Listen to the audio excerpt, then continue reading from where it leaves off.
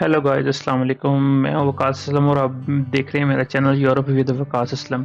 तो आज जो है हमारे पास एक स्टूडेंट हैं जिनका रिसेंटली आरपी रिजेक्ट हुआ है। इनको ऑब्जेक्शन भी आई थी, वो भी क्लियर नहीं हुई है। तो इस वीडियो के अंदर जो है हम इनके साथ एक डिस्कशन करेंगे। ये आरपी जो रिजेक्शन है ये मार्च 2023 में, यानी कि बिल्कुल न्यू रिजेक्शन है। इनको ऑब्जेक्शन आई थी तो इन्होंने ऑब्जेक्शंस के ऊपर भी जो है एक्शन लिया, लेकिन जिनकी ऑब्जेक्शन अप्रूव नहीं हुई, इनका हमारे साथ कांटेक्ट नहीं था पहले। अब इन्होंने खुद जो है एम्बेसी गए थे अपना रिजेक्शन लेटर लेने, तो वहाँ किसी स्टूडेंट के साथ जो है कांटेक्ट हुआ। उन्होंने हमारे यूट्यूब चैनल का बताया, व्हाट्सएप ग्रुप को बताया, तो फिर ये हमारे साथ कांटेक्ट में आए। तो जो है इनकी ऑब्जेक्शन क्यों आई है, किस वजह से आई है पहली, और फिर उन्होंने ऑब्जेक्शन के ऊपर क्या कोर्स ऑफ एक्शन लिया था जिसकी वजह से इनको रिजेक्शन मिली है। तो ये जो सारी चीज़ें हम इस पॉडकास्ट के अंदर आप लोगों के साथ शेयर करेंगे। प्लीज़ इसको शुरू से लेके एंड तक सुनिएगा ताकि आप लोगों को डिटेल में पता चल सके क्या क्या जो है इनके पास जो है इश्यूज आए थे, किस तरह इन्होंने कौन सी इन्होंने रॉन्ग इन्फॉर्मेशन दी, कौन से स्टेप इन्होंने गलत लिए जिसकी वजह से इनकी ऑब्जेक्शन जो है वो भी क्लियर नहीं हो पाई, और फिर ऑब्जेक्शन क्लियर ना होने की वजह से एट द एंड इनको रिजेक्शन मिली है। और रिजेक्शन क्या इनको ईमेल के थ्रू मिली है, ये कि एम्बेसी गए थे, किस लिए गए थे, क्या इन्होंने एक्स्ट्रा डॉक्यूमेंट्स उधर किए हैं, तो वो सारे के सारी जो इन्फॉर्मेशन है वो हम इस पॉडकास्ट के अंदर आप लोगों के साथ शेयर करेंगे। तो प्लीज़ शुरू से लेके एंड तक इस पॉडकास्ट को देखें। और मैं साथ में रिक्वेस्ट करना चाहूँगा कि प्लीज़ आप लोग जो है चैनल को सब्सक्राइब करें और दूसरों के साथ शेयर करें ताकि आप लोगों को भी मज़ीद इन्फॉर्मेशन मिलते रहे।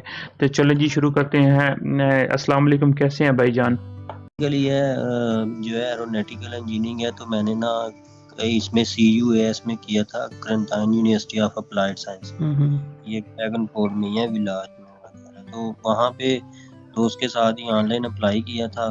फिर हम कम्युनिकेशन इंजीनियरिंग में ना हमारा था जो है मेजर। तो उसके बाद यूनिवर्सिटी ने सब किया, फिर लीगलाइज और वेरिफिकेशन तो साथ ही करवा ली थी। 2020 में करवाई थी, ठीक। तकरीबन दिसंबर तक थी। अब वो करवाने के बाद फिर मैंने आरपी पहली जो अप्लाई की थी ना, वो मार्च अप्रैल में किया। अप्रैल 2022 में ना पहली आरपी अप्लाई की, तो उसका ना रिस्पांस मुझे आ गया था जो है अप्रैल, मई, जून, जुलाई में आ गया था। ठीक फिर हो उसके गया। बाद ऑब्जेक्शन आई, फिर मैंने उसको जो है क्लियर करके फिर दोबारा मैंने सबमिट करवाई सितंबर तक जो है ना। तो सितंबर में फिर मुझे उन्होंने क्या किया कि डिले आ गया। फिर आगे जाके उन्होंने मुझे जनवरी, ये अब रिस्पांस दिया मजिस्ट्रेट ने, इतना लेट, तकरीबन 5 महीने। ओके, यानी कि अच्छा, आपने सितंबर को वो ऑब्जेक्शन सेंड किया उनको, तो उन्होंने फिर अब जाके फेब में आपको रिस्पांस दिया जो आपने ऑब्जेक्शन का आंसर दिया जी था उसका। जी बिल्कुल। फेब में एम्बेसी दिया ने या तो मार्च में? वेट किया, नहीं तो मजिस्ट्रेट ने मुझे, मैं खुद ही ईमेल पे पूछा डीमैस से, तो कहते हैं आपका नेगेटिव रिस्पांस है और लेटर आप एम्बेसी से ले। लेकिन एम्बेसी ने मुझे लेटर पूरे 1.5 महीने बाद दिया, ईमेल करके। अच्छा, ये भी एक अलग से सीन है कि आपको जो है उन्होंने मजिस्ट्रेट ने आपको जो है ईमेल में बता दिया कि आपका नेगेटिव रिस्पांस है। जी, अच्छा, वो सही। 2-3 दफा मैंने खुद पूछा ना, इंसिस्ट करके, तो मैं भी उसने फिर बता दिया। लेकिन सितंबर 3 महीने के बाद आपने पूछा ना, तो इसमें तो इतना कोई वो आपका तो इसमें फॉल्ट नहीं है। अच्छा बताएं, पहला जो था आपका जो आया था ऑब्जेक्शन, ये जो जुलाई में आपको आया था 3 माह बाद, जी जो फर्स्ट आपने आरपी फाइल किया था उसके बाद, जी जी। तो उस वो ऑब्जेक्शन क्या था? उसमें भी सेम यही उसने कहा था कि बेसिकली भाई, पहले मैं थोड़ा आपको बता दूं कि फाइल में मैंने क्या तैयार की थी, ताकि हाँ जी, आपको एक बिल्कुल। आइडिया। बेसिक ये था कि मेरे जो वाले साहब थे ना, वो रिटायर्ड गवर्नमेंट के टीचर थे। हम्म। तो 2020 में उनकी कुछ पेंशन आई थी, मतलब रिटायरमेंट 22 लाख। हम्म। तो मैंने एक तो वो उनको बताया कि वो उन्होंने पैसे मेरे लिए रखे हुए थे, 2020 में उनके अकाउंट में आए थे HBL में। हम्म। तो कुछ ना हमने क्या किया, क्योंकि हमारे एरिया में ना जितनी भी जगह है वो शामलाट है, उसकी रजिस्ट्री नहीं है, हम्म। तो रेड लाइन में आती है। तो सही। वो मैंने साथ में कह दिया कि हमारे पास जो है वो तकरीबन 8 जो है ना वो मरले जगह है, और हम्म। जो है वो मेरे वाले साहब ने सेल किया मेरे मामू को। आपने ये बताया कि मेरे मामू को सेल किया, आपने खुद उनको बताया? नहीं ये नहीं उन्हें कहा, मतलब वो मेरे मामू हैं, उनको ये कहा कि इस बंदे को दी है, मतलब उसमें मामू का जिक्र नहीं था, दिया, लेकिन मामू का ये जिक्र कहा नहीं किया, ठीक हो गया। कि इस बंदे को दी है, और इसमें ये वाले हमारे विटनेस हैं जिनके रूबरू हमने दी है, उनके साथ में साइन स्टैम्प भी करवाए, हम्म। एफिडेविट उसका बना, फिर लंबरदार जो है इलाके का, कि ये जो है ना बंदा ऑथराइज पर्सन होता है, कि मतलब वेरीफाई करता है कि ये लैंड जो है इनकी है, और रेवेन्यू एक्ट के मुताबिक इसका रिकॉर्ड जो है ना एफबी पाकिस्तान लैंड रेवेन्यू के पास नहीं होता था। वो और थोड़ी उसकी प्राइस कितनी थी? उसकी प्राइस जो है ना, वो हमने एक जो मरला की रखी थी जो है 7 लाख। टोटल कितनी बनी? 56। 56। और ये पैसे फिर आपके अब्बू के अकाउंट में आए थे? ये वाले पैसे जो हैं उनके अकाउंट में, बेसिकली अब्बू के अकाउंट में तो नहीं थे आए, उनको ये बताया था कि अगर ज़रूरत पड़ेगी ना तो फिर वो मुझे ये वाले, उसमें से हमने ये कहा कि उन्होंने जो है ना तकरीबन हमें पैसे दे दिए हैं, और उसकी साल में जो है वो कुछ डॉक्यूमेंट बना दिए सेल डीड की तरह से ना, इस तरह से करके कि ये पेमेंट उन्होंने पहले हमें इतनी दी है 14 दिन के अंदर, फिर उसके बाद अगले 14 दिन में उन्होंने हाफ पेमेंट की है, तो उसको 28 करके 56 पूरा कर लिया। तो लेकिन वो लेकिन ये पैसे तो पैसे कहाँ बेसिकली हैं? हमारे पास जी जी। ये आपने कॉन्ट्रैक्ट बनाया, आपने कहा कि जो है 28 लाख की दो आपने इंस्टॉलमेंट बना दी, वो 28 लाख कहाँ गया? मतलब आया किस अकाउंट में, या कहाँ थे वो पैसे? वो हमने ये कहा था कि उसमें ये है कि उन्होंने 28 लाख दे दिया है, ठीक है, हम्म। और जो है ना, क्योंकि मैंने 33 लाख पूरा किया था कि मेरे अकाउंट में 33 लाख पड़ा हुआ है, तो उसी को मैंने कहा, बाकी उन्होंने कहा है कि हम पेमेंट जो है ना आपको इतने देर बाद दे देंगे, ठीक है, उसका मैंने बता दिया कि वो 2-3 महीने बाद वो पेमेंट देंगे, लेकिन 28 लाख ये हमारे पास पड़ा हुआ है। और कुछ जो है मेरे अब्बू की जो है वो जो रिटायरमेंट आई थी, वो उन्होंने मेरे लिए सेविंग रखी हुई थी, हम्म। उसमें से जो है वो 33 लाख की वो स्टेटमेंट मैंने बना दी कि ये मेरे पास है, अगर मुझे ज़रूरत पड़ेगी तो बाकी 28 लाख में से जो है वो मेरी हेल्प कर देंगे। कुछ गोल्ड का बता दिया कितना हमारे पास अच्छा, गोल्ड है, और यहाँ उसमें पे ये थोड़ा सा मुझे यहाँ ये बताएं, ये जो 28 लाख था, ये अपने मामू के अकाउंट से आपके अकाउंट में आया, या मामू से पैसे लेके आपने अपने अकाउंट में कैश जमा करवाया, ये क्या किया, ये बताएं थोड़ा सा। भाई असल में ना वो ना तो जगह हमने सेल की थी, ना ही वो मामू ने हमें पैसे दिए थे, वो सिर्फ एक फॉर्मेलिटी पूरी की थी कि क्योंकि हमारे पास अपने पैसे जो थे ना वो तो बिल्कुल नहीं थे, किसी से लिए थे रिश्तेदारों से चल थोड़े वो थोड़े करके। ये 28 लाख आपके अकाउंट में कैश आया ना, यानी कि मतलब ये है पूछने का। हाँ जी, वो 28 लाख आया, बिल्कुल कैश ऐसे ही है वो कैश आया। आया या किसी जी, बंदे ने ट्रांसफर किया था? वो अब्बू ने क्या किया था कि अब्बू के अकाउंट में आए थे, और अब्बू अच्छा, ने फिर मेरे अकाउंट कैश जमा करवाया। ठीक हो गया, सही है। वो आपके अब्बू के अकाउंट में आए थे, लेकिन किसी और बंदे के नाम से आए थे पैसे। अच्छा, जी ये जी तो एक बिल्कुल, हो किसी गया। और अब बताएं, बैंक स्टेटमेंट आपने कितनी कितनी जमा करवाई थी, कितने महीनों की अब्बू की, कितने महीनों की अपनी? मैंने भाई तकरीबन 1 माह की करवाई थी, मतलब पैसे रुकाने के बाद 1 माह की स्टेटमेंट, मतलब नहीं, वो मेरा पूछने का ये एक मतलब है कि माह प्रिंट आउट आपने कितनी, वो ट्रांजेक्शन कितनी पुरानी बैंक स्टेटमेंट यार, पैसे रखवाने को नहीं कहते। पैसे रखवाने का वो समझ गया कि आपका जो बैलेंस था 1 महीने से पूरा था, लेकिन कितने महीनों का प्रिंट आउट लिया था बैंक से? वो जो लिया है ना भाई, वो लास्ट 3 मंथ का लिया था, तीन तीन यही तो मंथ्स का मसला लिया मुझे था। था। हाँ, सही है। मतलब ये इन्फॉर्मेशन, लैक ऑफ इन्फॉर्मेशन यहाँ पे ये आ जाती है ना, तो अपना भी और फादर का भी, दोनों का भी। जी बस मैंने अपनी ली, अपने अकाउंट में से लास्ट 3 मंथ की ली थी, क्योंकि फादर अब्बू ने तो निकाल के अपने अकाउंट से मुझे कैश जमा करवा दी, ठीक हो गया, समझ गया। अच्छा, तो अब उसी के इसके अकॉर्डिंग बाद मैंने आपको की। ठीक हो गया। अब ये बताएं, ऑब्जेक्शन क्या आया था फिर? ये मुझे डॉक्यूमेंटेशन की समझ आ गई है, अब ऑब्जेक्शन जी, बताएं, वो लेटर क्या आया था, उसमें उसमें क्या उसने लिखा ये था? कहा था कि आप पहले नंबर पे तो ये है कि आपने ये मल्टीपल इस यहाँ पे ऑनर शो हो रहे हैं, हम्म। जो आपके आपके अकाउंट में विदड्रा पैसे हो रहे हैं, ट्रांजैक्शन जो है वो मल्टीपल आ रही हैं, तो हालांकि वो विटनेस थे जो जगह वाले थे, उसने उनको समझ लिया कि ये भी ऑनर है शायद, जो है ना, तो हम्म। वो कहता है मल्टीपल ऑनर आपके शो हो रहे हैं, और आपकी ट्रांजैक्शनें जो है ना वो भी, आपने पैसे जो हैं वो आपके ज़्यादा ट्रांज़ैक्शनें आपकी शो हो रही हैं कि आप पैसे जो है कहाँ से आपके आ रहे हैं, और दूसरा ये है कि आपके वालिद साहब की तो पेंशन बहुत थोड़ी है, मैंने लिखा था ना कि 54,000 उनकी पेंशन है, तो मुझे हम्म। वो सपोर्ट करेंगे, बाकी हमारे पास ज़मीन है और गोल्ड है, तो इससे वो मेरी जो है वो सपोर्ट कर सकते हैं। तो वो कहता है कि आपको ये अथेंटिक सेल डीड नहीं आपने दी, क्या सेल डीड बनी है, सेल डीड हमें दिखाएं। उसके बाद आपके वाले साहब की तो पेंशन बहुत कम है, 54,240 यूरो बनती है, तो ये भी नहीं मतलब वेरिएबल। दूसरा आपके अकाउंट में पैसे कम है, 13,193 यूरो होने चाहिए थे, जो कि आपने जो है वो करवाए। मैंने तब के रेट के मुताबिक तो करवाए थे, मुझे ये था कि हो जाएंगे पूरे, तकरीबन 13,000 के ऊपर ही थे यूरो जो है ठीक हो गया।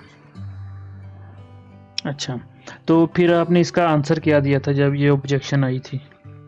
उसके बाद मैंने ना दूसरी दफ़ा यही किया था कि एक तो उसने कहा था कि आपने जो भी ट्रांजेक्शनें हुई हैं उसके अकॉर्डिंगली एफिडेविट पे वो नहीं लिखा हुआ कि जी ये मैंने पहले पैसे इतने जमा करवाए, इतने इतने करवाए, वो आपका वहाँ पे नहीं रिकॉर्ड आ रहा जो आपकी स्टेटमेंट में शो हो रहा है बैंक की।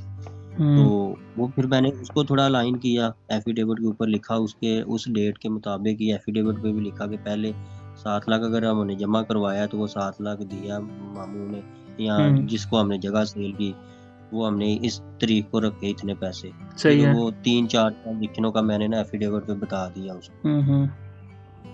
वो लगाया साथ में वो वाले साहब का जो है वो एक बना के कि ये मुझे मतलब पीछे फाइनेंशियल सपोर्टर ये होंगे। सही है।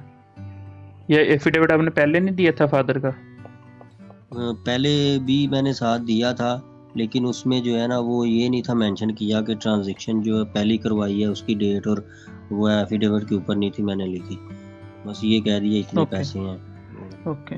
अच्छा, तो फिर सिर्फ आपने ये दिया उनको, नया एफिडेविट बना के दिया और ये बस? ये दिया और साथ में गोल्ड का दिया वो रिकॉर्ड जो है गोल्ड का कि क्या मैंने रिकॉर्ड एक दिया? सिनेरियो पहली दफ़ा मैंने नहीं था दिया ना, पहली दफ़ा मैंने गोल्ड का नहीं था दिया, तो पहली दफ़ा सिर्फ वो ज़मीन का ही दिया था 8 मरले की और वाले सही साहब है। की पेंशन आई है ये।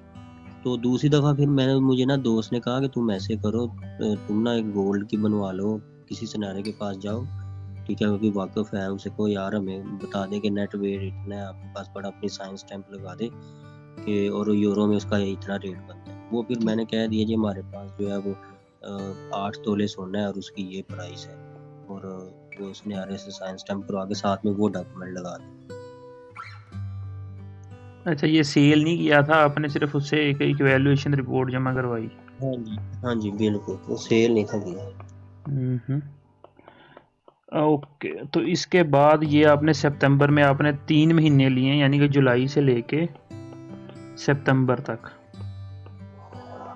ये सारा तैयार जी करके उनको सेंड करने के लिए। ठीक हो गया। ये आपने खुद इतना टाइम लिया ना? जी। ये आपने इतना ज़्यादा डिले क्यों किया? असल में यहाँ पे शायद मैं वो ना मिक्स कर गया हूँ एक चीज़, सॉरी।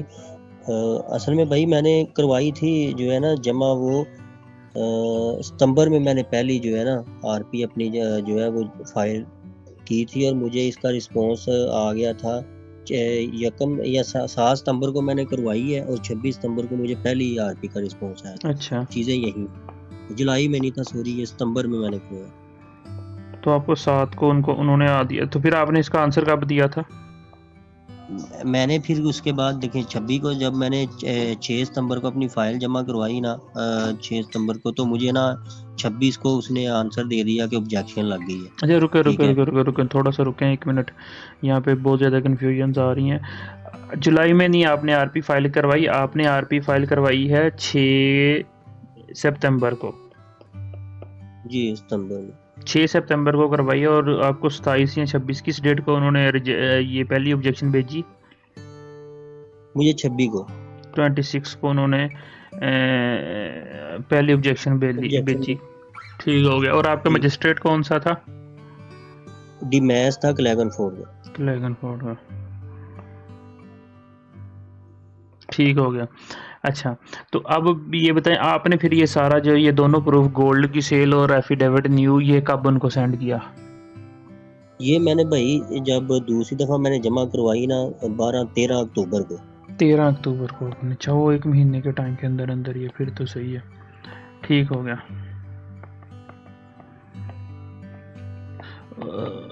तो इसके बाद फिर उन्होंने डिले मारा सारा? हाँ जी, फिर उन्होंने टाइम लिया ये सब। ठीक हो गया। अच्छा, तो अब ये बताएँ कि आपको जो आया है आंसर उनकी तरफ से, जो एम्बेसी से आपने पिक किया है, यानी कि आपको अक्टूबर के बाद आया, वो फ़ेब में आया या मार्च में आया? वो मुझे आया था ईमेल इनका जो कब है आई वो आपको? ईमेल तो मुझे आई है मार्च में, हुँ, मार्च हुँ। की 5 तारीख को आई थी। अच्छा, ठीक है, और उसमें उन्होंने कहा कि आपकी रिपोर्ट नेगेटिव है। उसमें उन्होंने कहा कि आपने लेटर हमसे जो है वो रिसीव कर लें बस। ठीक हो गया। अच्छा, उसने ये नहीं बताया कि नेगेटिव है या पॉज़िटिव है? नहीं, नहीं उन्होंने नहीं बताया, लेकिन उससे पहले मजिस्ट्रेट ने मुझे बता दिया था। मजिस्ट्रेट ने कब आपको ईमेल की थी? मैं वो पूछना चाह रहा हूँ। मजिस्ट्रेट को मैंने खुद ही पूछा था कि जब जिस ईमेल पे मैंने उसको अपनी ऑब्जेक्शन की दोबारा डॉक्यूमेंट भेजे थे ना, क्योंकि सही वो है। मजिस्ट्रेट को ही करने होते हैं ना, जी, एम्बेसी जी, को नहीं बिल्कुल, देने होते ठीक। बिल्कुल। वो मैंने ना उसी पे फिर दोबारा उसको रिमाइंडर किया, कॉल भी की। तो आगे से पता नहीं है कि और किसी ने उसके पीए ने किसने अटेंड की, तो वो कहते हैं आज तो वो ऑफिस में नहीं है, आप कल करना। फिर मैंने दूसरे दिन फिर कॉल की, मजिस्ट्रेट ने मुझे कहा कि हम ऐसे नहीं बता सकते, आपका ऑलरेडी मैं डिसीजन दे चुका हूँ, एम्बेसी से कांटेक्ट करें, वो आपको डिसीजन बताएगी क्या है। मैंने कहा आप मुझे ये बता दें डिसीजन पॉजिटिव है या नेगेटिव है। कहते हैं आपका नेगेटिव है डिसीजन। फिर ये मैं किस डे एम्बेसी को ये किस डेट को था? ये था जो है फरवरी की जो है ना, आई थिंक फरवरी की 8 या 9 तारीख। ठीक हो गया, ओके, अच्छा ठीक है। और उसके बाद फिर आपने एम्बेसी को कॉन्टैक्ट किया? हाँ जी, एम्बेसी को करता रहा हूँ, एम्बेसी ना कॉल अटेंड करती ना ही मुझे ईमेल पे बताते थे। हुँ, हुँ। वो कहते थे हम कॉल जब अटेंड करते थे, कहते हैं हम कॉल पे नहीं बता सकते, आपको ईमेल अगर आपने में कर दी है तो आपको खुद ही जो है वो हमारी ईमेल आ जाएगी, इस तरह हम नहीं बता सकते आप। ठीक है, और उन्होंने फिर 5 मार्च को आपको बुलाया? 5 मार्च को उन्होंने ना जो बताया, और लेटर के ऊपर भी लिखा हुआ है कि जो मजिस्ट्रेट ने भेजा है ना इनको लेटर, हुँ। वो 26 जनवरी का। अच्छा, और जो लेटर आया है उनको, अच्छा ठीक हो गया। 26 1 लिखा हुआ है उसके ऊपर 23, और इन्होंने जाके मार्च में मुझे दिया। वो ठीक हो गया, समझ गया मैं। अच्छा, अब बताएँ, ये जो उन्होंने आपकी जो नेगेटिव रिपोर्ट आई, यानी कि रिजेक्शन आई है आपकी, उसमें क्या उन्होंने लिखा हुआ है? क्या पॉइंट्स लिखे हुए हैं? अब उन्होंने यही पॉइंट मेन पहले ऑब्जेक्शन वाले जो आए थे वो लिखे हुए हैं हुँ, कि आप जो है वो इसमें कोई आपकी प्रॉपर कोई सेल डीड नहीं है। फिर मैंने क्या किया भाई, दूसरी दफ़ा जब मैंने अपनी स्टेटमेंट बनवाई ना, तो हुँ। उसमें ना ये मुझसे गलती हुई है कि मैंने ना पीछे 3 महीने का जब रिकॉर्ड लिया ना, तो उसमें ज़ाहिर बात है महीने बाद तो पैसे मैंने निकलवा लिए। अच्छा, ये भी आपने किया, सही है। तो वो उसमें उसने ये भी लगाया कि तुमने तो फ़ौरन जो है दूसरी दफ़ा तूने पैसे निकलवा लिए थे, तेरे अकाउंट से तो सारे पैसे तूने एकदम से निकलवा लिए थे। और ये हुँ। भी है कि विथड्रॉ तूने की है, ट्रांज़ैक्शनें तेरी विथड्रॉ हो गई हैं।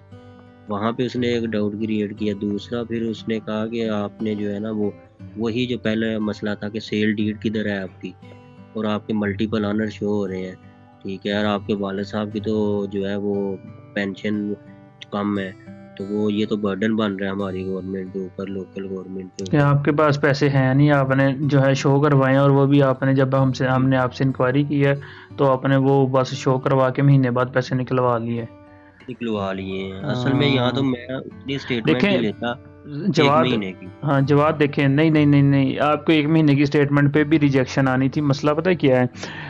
आपको जो है यहाँ पे लैक ऑफ इन्फॉर्मेशन ने आपका वीज़ा ना रिजेक्ट करवाया है। 2-3 चीज़ें हैं। सबसे पहले कि जो भी आपने पैसे शो करवाने होते हैं ना, जितने भी जी, स्टूडेंट हमारे साथ कॉन्टैक्ट में हैं, जिनकी भी हम हेल्प कर रहे हैं, जो मोटी सी चीज़ है वो ये है कि जब आपने उनको, ऑस्ट्रियन गवर्नमेंट ना सिर्फ ये देखती है कि बंदा आके हमसे तो नहीं पैसे मांगेगा, हमारे ऊपर तो नहीं लोड पड़ेगा, यानी कि ये आके कह दे कि जी मेरे तो अब माँ बाप इतना अफोर्ड नहीं कर सकते, मुझे तो पैसे चाहिए, तो वो जी, जी। सारा का सारा लोड आपके ऊपर तो नहीं, गवर्नमेंट के ऊपर तो नहीं पड़ेगा। तो इनके पास अपने लोकल, अपने इनके यहाँ पे पैदा हुए लोग, उनको इन्होंने प्रायोरिटी देनी होती है। तीसरे मुल्क से तो नहीं कोई बुलाएंगे कि आ जाओ भाई, हम तुम्हें खाना खिलाते हैं, हम तुम्हें रिहाइश देते हैं। तो वो देखते हैं कि फाइनेंशियली कितना वो स्ट्रांग हो, यही एक इशू है। और उसमें जब उन्होंने, आपने पैसे जमा करवाया, तो आपको ये पैसे नहीं निकलवाने चाहिए थे ना, जो जो आपने 30 दिन बाद निकलवा लिए। जब तक आपकी आरपी अप्रूव नहीं होती थी, तो आपने पैसे नहीं निकलवाए। आपको 26 को उन्होंने आंसर दे दिया, तो आपने क्यों वो जो है पैसे निकलवा लिए, वो स्टेटमेंट बनवा के फ़ौरन, वो असल में आरपी भाई के टाइम। वही, हाँ जी, वही दोस्त जो गया है ना, हाँ जी। उसकी दफा तो उसका तो हो गया था, बस उसने ऐसे ही किया था, उसने मुझे भी ऐसे ही गाइड किया नहीं, कि उसका तो अप्रूव हो गया ना, उसके तो जो प्रूफ हाँ उसने लगाए होंगे वो जो भी उसके हिसाब से वो अप्रूव हो गया। लेकिन आपका अप्रूव नहीं हुआ ना, तो आपको पैसे तब तक रखने थे जब तक आपका अप्रूव नहीं, जब तक आपकी पॉजिटिव आंसर नहीं आ जाता। बल्कि अब इस तो जो चीज का है नहीं था ना पता, उसने कहा था कि निकलवा लो फौरन, कुछ नहीं होता, जब आपने हाँ, डॉक्यूमेंट भेज दिए हैं उसको या एम्बेसी में जमा करवा दिए, 8-10 दिन बाद आप निकलवा लेना। ऐसे नहीं होता, मतलब ऐसे करना नहीं चाहिए। उसके केस में ये हुआ कि उसके सारा कुछ प्रूफ अच्छे होंगे, या उसकी जो प्रॉपर्टी है वो सही जगह पे होगी, या जो भी है। अब मुझे उसके केस का नहीं पता, लेकिन उसके उससे उन्होंने फर्दर डॉक्यूमेंटेशन नहीं की। ये एक जी, बहुत बड़ा उसने पॉइंट। सिर्फ उसने कहा था, दूसरी दफा उसने कहा कि आपके जो है ना मतलब एक तो पैसे कम है, दूसरा ये कि आपका जो है इसमें कोई सेल डीड आपकी सही नहीं है। फिर उसने दोबारा फिर बना के सेम उसने भी इसी तरह से फाइल की, लेकिन उसकी दफा हो गया, बस चल गया उसका। उसके उसने पैसे नहीं निकलवाए होंगे डेफिनेटली, ऐसा हो नहीं हो सकता कि उसने पैसे भी निकलवाए हों और उसकी भी चल जाए। नहीं, उसने भी भाई पैसे निकलवा लिए थे, सिर्फ उसके अकाउंट में कोई 7-8 लाख ही रह गया था, बाकी नहीं, उसने जब 26-28 उसका लाख बैलेंस निकलवा कम था, लाइक उन्होंने कहा कि आपके जो है 13,000 यूरो नहीं पूरे हो रहे, आप ये 13,000 यूरो पूरे करें। तो जब उसने जी पैसे जी। निकलवा लिए थे तो वो फिर 13,000 यूरो उसने कैसे पूरे किए? उसने ऐसे किया ना कि एक दोस्त से ना 2 दिन के लिए उसने 18 लाख रुपया ले लिया और 9-9 लाख हाँ, की दो कर दिए। उसने जब स्टेटमेंट बनवा ली ना, तो उसके बाद उसने अगले दिन वो भी 18 लाख निकलवा लिए। हाँ, तो वो तो निकल इस तरह उसने किया ना। तो उसने हम्म, वो तो टोटल जो बैलेंस था उसका 32 लाख से ऊपर चला गया ना, 32 लाख प्लस 18 लाख हाँ ना। ये हाँ, हाँ जी ये तो आपके केस में ऐसा था? मेरे केस में मैंने पहली दफा तो जो दूसरी दफा मैंने किया था ना, असल में मैं जब दूसरी दफा करना था ना, तो पीछे वाली जब मैंने स्टेटमेंट सारी ली है ना 3 महीने की, उसमें वो आ गई थी ना सारी हाँ, डिटेल तो के ये इसके फ़र्क आ पैसे गया ना तो। आपका और उसका। हाँ जी। तो ऐसे तो ना कहेंगे दोनों का सेम है। यही इशू है, देखें मेजर फ़र्क आपका और उसका। बाकी ये जो आपने सेल डीड, ये तो एक मिन्यूट सी गलती है, ये मतलब सेल डीड में आपने जो है गवाह डाले हैं और उसका जो है ट्रांसलेशन में मिस्टेक हो सकती है, या वो नामों का हो जाता है थोड़ा बहुत, वो बंदा एक सपोर्टिंग उनको एक्सप्लेनेशन दे देता है कि ये विटनेस हैं, क्योंकि वैसे नॉर्मली तौर पे ना सेल डीड में विटनेस जो है वो स्पेसिफिक अलग मेंशन करते हैं कि किसने किसको सेल किया, और विटनेस अलग से होता है। लेकिन खैर, ये मिनरूट सा मसला था, इसका नहीं इतना इशू था। इशू असल में ये हुआ है कि आपने बहुत ज़्यादा उसको डाउट क्लियर कर जो है ना डाउटफुल कर दिया जब पैसे जी निकलवाए हैं आपने। अब हम्म। अब कोर्स ऑफ एक्शन क्या हो सकता है? दो चीज़ें हैं। 15,000 यूरो के करीब अब आपको जो है ना अपने अकाउंट में मैनेज करना पड़ेगा जैसे भी, और आपको साथ ये रिटर्न में देना पड़ेगा कि मैं आते हुए ये पैसे साथ लेके आऊँगा। ठीक है? ठीक है। और जी सेकंड जो चीज़ है, मतलब अब अगर आप इसके अगेंस्ट अपील करना चाहते हैं ना, कि अपनी रिजेक्शन के अगेंस्ट, मतलब आपका वीज़ा रिजेक्ट हुआ है, जी जी। तो उसमें आपने पहला पॉइंट ये लिखना है कि कैश में साथ लेके आऊँगा, यूरोज़ में तकरीबन 15,000 समथिंग के करीब। जी जी। पहला पॉइंट। और सेकंड, आपने अपने अब्बू के अकाउंट में जो है ना अब 20 से एटलीस्ट 25 से 30 लाख जो है वो शो करवाना है, 25 से 30 लाख पाकिस्तानी रुपीस। और आपने ये हम्म, शो करवाना है कि उनको लैंड से पैसे आ रहे हैं, लैंड से या एग्रीकल्चर से, या आपके कोई बिजनेस था जो है मतलब अब्बू को बस वहाँ से इनकम आ रही है। जी जी। ठीक है? तो ठीक है। और वो ये जो बन रही है ना, ये तकरीबन जो है इसमें से वो 1,110 यूरो के करीब जो है ना वो सेव करते हैं अपने पाकिस्तानी खर्चे निकाल के। ठीक है। इससे ऊपर ऊपर वो इतनी अमाउंट से ऊपर ऊपर वो पैसे सेव कर रहे हैं। मतलब दो चीज़ें, कि आपने कहना है कि मैं जी पैसे जो है ना, आपने आपने जो है मेरे केस में सही तरह से पॉइंट्स नहीं देखे कि मैं इतने पैसे साथ लेके आऊँगा, ये जो जो भी बैलेंस है मेरा। ठीक है? और जी। आपने उसको कवर करना है कि वो मैंने किस लिए निकलवाए थे, वो मैंने कहीं इन्वेस्ट करने थे, या मैंने एक टेम्परेरी जो है एक चीज़ खरीदी थी, वो आप उसका प्रूफ साथ बनाएंगे। पहला पॉइंट कि ये आपने करना है कि कैश में इतना पैसे साथ लेके आऊँगा। ठीक है? ये एक 15,000। मिनट भाई, मैं ये पॉइंट अगर मैं नोट डाउन साथ साथ करता जाता, एक जी, जी। मिनट। आप तस्वीर बना लें, ये स्क्रीन आपके साथ शेयर हुई हुई होगी आई जवाद थिंक। भाई कोई मसला नहीं है, हम लोग हर संडे को करते हैं मीटिंग। जी जी। जी पहला कि आपने अपने उनको स्टेटमेंट में, अपनी स्टेटमेंट में कहना है कि मैं 15,000 यूरो कैश साथ लेके आऊँगा। जी। दूसरा मेरे अब्बू के बैंक अकाउंट में 25 से 30 लाख पाकिस्तानी रुपए पड़े हैं। ये थोड़ा बहुत ऊपर नीचे भी हो सकता है, 22-23 से भी काम चल सकता है, लेकिन वो ये कि 7-8 हज़ार यूरो से ऊपर होने चाहिए ना उनके अकाउंट में पैसे पड़े हुए हों, ठीक है, जिसको वो इतना यूज़ ना करते हैं, बस हल्का फुल्का थोड़ा बहुत। और सेकंड, आपकी जो इनकम आपने शो करवानी है अब्बू की, पेंशन प्लस एग्रीकल्चर या कोई बिजनेस साइड पे या कुछ भी जिसमें से उनको पैसे आ रहे हों और उसमें से वो घर का खर्चा निकाल के 1100 यूरो बचा रहे हों। ठीक है, per month 1100 euro per month वो इतने का आ रहे हों उनके पास ना पैसे, लाइक 3, 3.5 या 4 लाख कहीं से आ रहा हो या साल का इकट्ठा आ रहा हो, तो वो अगर बेहतर है कि साल का इकट्ठा कर लें, नहीं तो आपको वो उस प्रूफ देना पड़ेगा पर मंथ के बैंक में इतने पैसे कहाँ से आ रहे हैं ना। जी जी। ठीक है, तो वो नहीं तो इन केस ये सबसे बेस्ट ऑप्शन होता है कि आप एग्रीकल्चर का प्रूफ कर लें, तो वो 1110 में से पेंशन के पैसे जो आ रहे हैं वो निकाल के ना, बाकी जो पैसे मतलब ये उनकी 50,000 पेंशन है तो 300 यूरो या समथिंग जो है निकल जाएगा, इसमें से 800 यूरो बन जाएगा। 800 को आप 6 से मल्टीप्लाई करें, जितने पैसे बनते हैं उतने अपने अब्बू के अकाउंट में किसी से भी एक ट्रांजेक्शन करवा लें, ताकि वो प्रूफ हो जाए कि इसमें इतने पैसे आ गए हैं। लेकिन ये तब आपने करना है जब आप उसको कुछ लंबे अरसे तक रख सकते हैं, क्योंकि अब जब आप अपील में जाएंगे आपको 3 से 4 मंथ लग जाने हैं अपील को क्लियर करवाने के लिए। ठीक है, ठीक है। और तीसरी चीज़, आपने अब ये भी जस्टिफिकेशन देनी है कि वो जो पैसे आपने 32 लाख रखवाया था और वो निकलवा लिया, वो क्यों निकलवाया और निकलवा के कितनी देर बाद वापस ऐड करवाया अपने अकाउंट में, आपके अपने अकाउंट में, वो भी आपने एक्सप्लेन करना है। वो तो भाई अभी तक वो नहीं है, तो वो अभी करवाने हैं ना, जो नहीं बना होगा स्टेटमेंट। हाँ, लेकिन आपने वो उनको एक्सप्लेन करना है कि मैंने पहली बार में क्यों निकलवाया था, ठीक है, अब वापस कैसे आया है, कि क्यों, किस लिए मुझे ज़रूरत पड़ी थी उन पैसों की। ओके, ठीक तो हो वो गया। आप खुद देख सकते हैं, कोई चीज़ आपने किसी जगह पे कोई इन्वेस्टमेंट की है, उसमें आपको प्रॉफिट आया, लाइक आपने 32 निकलवाया था, तो आप इस तरह शो कर सकते हैं कि मुझे एक लैंड का वो मिला था, बिजनेस लैंड थी या जो भी, तो वो मैंने परचेज़ की थी 32 लाख की या 30 लाख की, और वो अब जो है मैंने वो 4 महीने बाद सेल किया, वो मैंने अब 38 लाख की सेल कर दिया, इस तरह का करके कुछ। ठीक हो गया। तो ये पॉइंट्स अगर आपके तैयार हैं तो फिर आप जो है ना अपील की तरफ जाएं। ठीक है, तो आपके पास 2 ऑप्शन है कि यहाँ तो आप नंबर 1 अपील कर सकते हो, उस लेटर में लिखा होगा कि आपको 60 यूरोज़ या 35 यूरोज़ देनी है और फिर आप अपील कर सकते हैं। ठीक है जी, ऐसे ही हाँ मेंशन है। हाँ, तो वो आपने उनको पे करना है, उसमें एक IBAN नंबर भी होगा उसी लेटर पे ना, IBAN, वो उनका बैंक नंबर है, उस पर आपने ये 30 यूरो या समथिंग पे करने हैं और फिर सपोर्टिंग डॉक्यूमेंट्स उनको सेंड करनी है, तो आप अपील कर सकते हैं। ये आपके पास ऑप्शन है, या आप RP के लिए न्यू अप्लाई कर दें, दोनों आपके पास ऑप्शन है।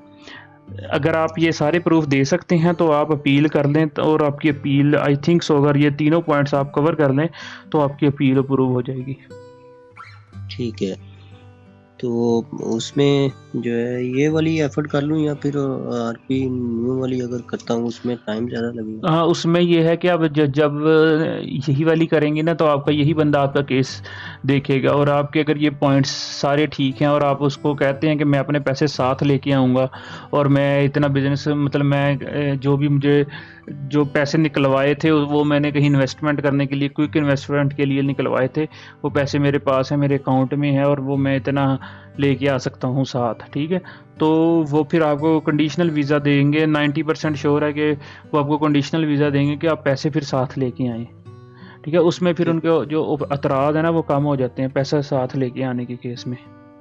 ठीक हो गया। तो वो कितनी देर वहाँ पे फिर रखना पड़ता है, वो या वो तकरीबन देखते हैं? जब आपकी RP अप्रूव हो गई उसके बाद आपको तकरीबन है कह लें वीज़ा D मिलने तक, RP मिलने तक रखने पड़ते हैं, तकरीबन यहाँ आने के 1.5 महीने तक। ठीक हो गया, 1.5 महीने तक ये हो गया। तो ये फिर मुझे लग रहा है कि ये वाली, क्योंकि ऑप्शन मैंने कहा इसीलिए आपसे डिस्कस करके समझ आ जाएगी कि ऑप्शन ये वाली फिर ठीक रहेगी, अपील वाली। और दूसरा भाई, क्या चाचू का चल सकता है कि नहीं, अगर मैं सिर्फ फादर का ही हो सकता है कि फादर ही नहीं आपका नहीं, जो है। आपको किसने कहा? आपका चाचू का, चाची का, माँ का, सभी का हो सकता है जो, लेकिन आपने प्रूफ करना होता है कि उनके पास पैसे पड़े हुए हों ना, तो वो इनकम सही हो। ये नहीं कि 50,000 उनकी पेंशन आ रही है। ये एक पॉइंट बड़ा है कि आपके पास 1,100 यूरो से ऊपर उस बंदे के पास मंथली पैसे आने चाहिए जो आपको स्पॉन्सर कर रहा है। असल में उनकी है ना सैलरी भी माशाल्लाह ठीक है, 3.5-4 लाख है, और बिजनेस भी उनका अच्छा है, एल्यूमिनियम इंडस्ट्री, उसमें जीएम है वो। तो तो पहले ही आपको उनसे उन्हीं का करवाना चाहिए था। अगर वो आपको सपोर्ट करते तो वो ये बेस्ट पता रहता। वाले साहब को ही करना होता है, इसलिए नहीं, ये भी ऐसा कुछ नहीं है। प्रेफरेबल है कि फादर का हो जाए। फादर का हो जाए तो वो सबसे अच्छा है, मतलब उसमें फिर वो क्वेश्चंस कम होते हैं। लेकिन अगर चाचू या मामू जिनकी सैलरी 3, 3.5, 4 लाख रुपया है, फिर साइड पे उनका कोई और बिजनेस भी है, तो वो अगर आपको सपोर्ट कर सकते हैं तो वो फिर उनके लिए वो ज़्यादा फाइनेंशियल अच्छे हैं ना, वो बंदा ज़्यादा जी स्ट्रॉन्ग है। जी बिल्कुल। इन शॉर्ट तो यही है, अगर इसी में एक बंदा अपील में एक कर ले एक एफर्ट कि पहले तो मैं अपने जो है अकाउंट में, अब मेरे अकाउंट में भाई 15,000 यूरो तक होने चाहिए, तो उसकी आप 2-3 आपके अकाउंट ट्रांजेक्शन में ये तो पैसे होने चाहिए, प्लस आप उनको कहें कि मैं साथ लेके आऊँगा। जी जब ये जब हो। तक आप ये नहीं कहेंगे ना साथ लेके आऊँगा, फिर मामला डाउटफुल रहना है। ठीक है, तो भाई इसका पहले क्या करूँ? अगर मैंने मतलब लेट्स से ये बनता है 45 लाख जितना भी बनता है, तो उसकी मैं कितने कितने करके अपने अकाउंट में जो है वो नहीं, अब डलवाऊं? आपने सारे के सारे जो है ना, ये कोई शो करवाना है कि मैंने वो पैसे इन्वेस्ट किए थे किसी जगह पे, या आपने किए थे और आपने अब वहाँ से प्रॉफिट लेके किए हैं, वापस लेके आए हैं, वो एक दफ़ा ही आपने करवाने हैं सारे। ठीक है, वो एक दफ़े मैं करवा लूँगा। और यहाँ ये हो सकता है कि हमने एक शॉप भी मेन बाज़ार अपने सिटी में ली थी, ठीक है? फिर हम्म, हमने क्या किया कि वो उसको छोड़ दिया था, तो यहाँ ये बंदा कह सकता है कि वो हमने एक बिज़नेस के लिए वो स्टार्ट किया है, फैब्रिक हम्म। की एक शॉप ली थी, तो इसलिए वो पैसे निकलवा लिए थे, और उसकी अब हमें इतनी इनकम आ रही है वाले साहब को। वो जैसे या भी वो आपको मुनासिब लगे, वो चीज़ आपने खुद कवर करनी है। आपको उसका बेहतर आइडिया है। ठीक है। तो चलें, थैंक यू जी, बहुत शुक्रिया। बहुत शुक्रिया भाई, मोस्ट शुक्रिया। वेलकम, हो गया मोस्ट जो चलें आगे वेलकम। बहुत बहुत शुक्रिया। हाँ जी, जो हाँ भी हमजा। मुझे